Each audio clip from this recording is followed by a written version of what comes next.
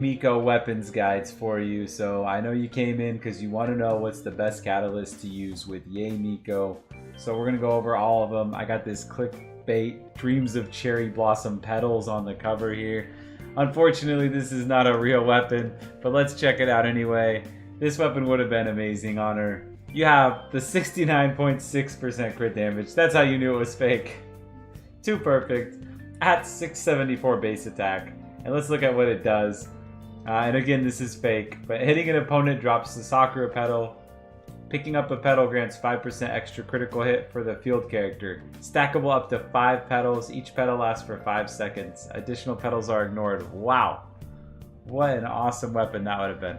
So, now enough with that, guys. Let's get to the real weapons. We're going to go over 3 options. We're going to go with our free-to-play weapon. And then we're going to go with her best weapon outside of her banner. And then her banner weapon next. So, Yae Miko's got Ascension stat for crit rate. So crit damage is going to be really good on her. And if you look at this weapon we're getting, everyone's getting, it's called the Oathsworn Eye. This is going to be the free-to-play option, okay? So it's not crit damage, it's attack percent, but it's got a high base attack, 565, and 27% attack. And we're all going to get free Refinement 5, which is going to give you 48% energy recharge for 10 seconds after using an elemental skill.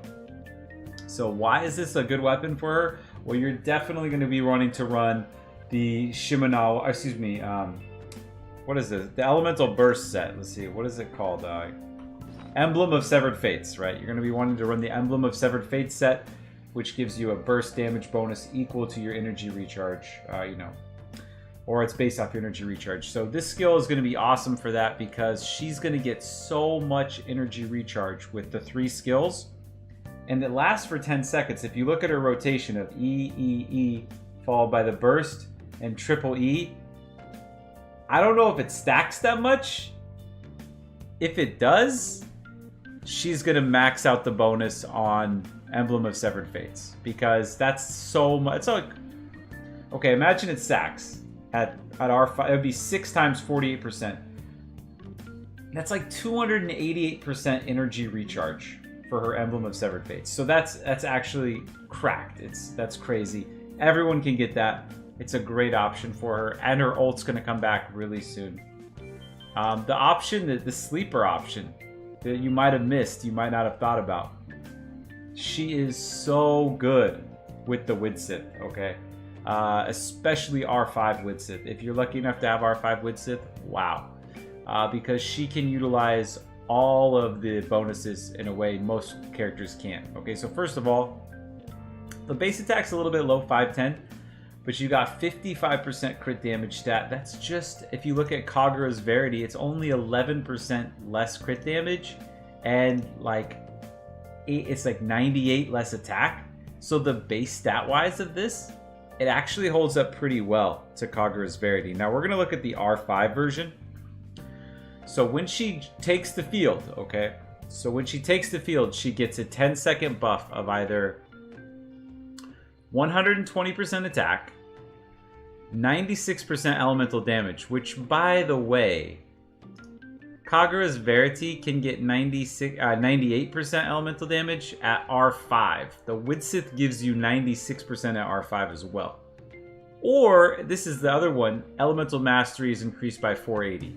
Now, we all know every point of Yae Miko's Elemental Mastery increases the damage of her Seisho Sakura, right? By 0.12%. It's actually 0.15. But 0.15 times 480. So just the Elemental Mastery bonus, you're talking about an absolute insane amount of damage there, okay?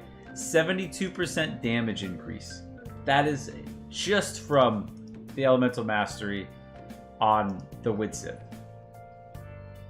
It is absolutely insanely good. Now, the downside to this weapon, you can only have this buff once every 30 seconds, which basically means there's a 20-second cooldown. But guess what? Yae Miko's got a 22-second cooldown burst, right? So if you look at her burst, it's called Great Secret Art Tenko Kenshin, okay? And if you look at the cooldown, it's 22 seconds. So basically, you start on the field with her. You can triple E, and then what I would do is switch to like Kazuha, do a swirl, switch to Kujo-Sara, drop an E, or even burst with Kujo-Sara. That way you can get a Noblesse Oblige buff. Swap back to Yae Miko, use her burst, and now you've got the 10-second buff. You can re-triple cast your Sessho Sakura, so for those 10 seconds they'll have the EM buff if you're unlucky enough to get that one, before you go into Shogun to start regenerating some energy. You could also, there's other teams you could use, that's just one example. Now, I don't know the math on this, but R5 Widsith is possibly better than R1 Kagura's Verity. But Kagura's Verity is going to be more consistent overall. Now Kagura's Verity, it looks pretty cool. It's like this spinning thing and it floats next to her. But it's got 608 base attack with 66.2 crit damage, and at R1, which most of us that's as high as we would get it, right? You can get 48% elemental damage when you use 3 of your E skills. Okay, so 48%. And that lasts for 12 seconds. Now, I feel like this is an absolutely great weapon, but if you have R5 Widsith, not really worth it, and if you're free to play, definitely not worth it. So you can keep Yae right at C0, and that's perfect. That's gonna kind of be it for all our weapons, guys. Like the real thing is there's a lot of choices out there. These are the only ones that matter. Oathsworn Eye is gonna beat out Solar Pearl all day. Don't go with Solar Pearl, and you already have critical hit rate on your Ascension stat. This gives you a good attack percent and a great energy recharge. So for free to play, this is an awesome option. We went over all the reasons why Widsith is great. And of course, if you're a whale, Kagura's Verity is the best. So that being said, that's it for this video, guys. Please like and subscribe. Thank you so much for checking out the content, and I'll see you tomorrow on the next one.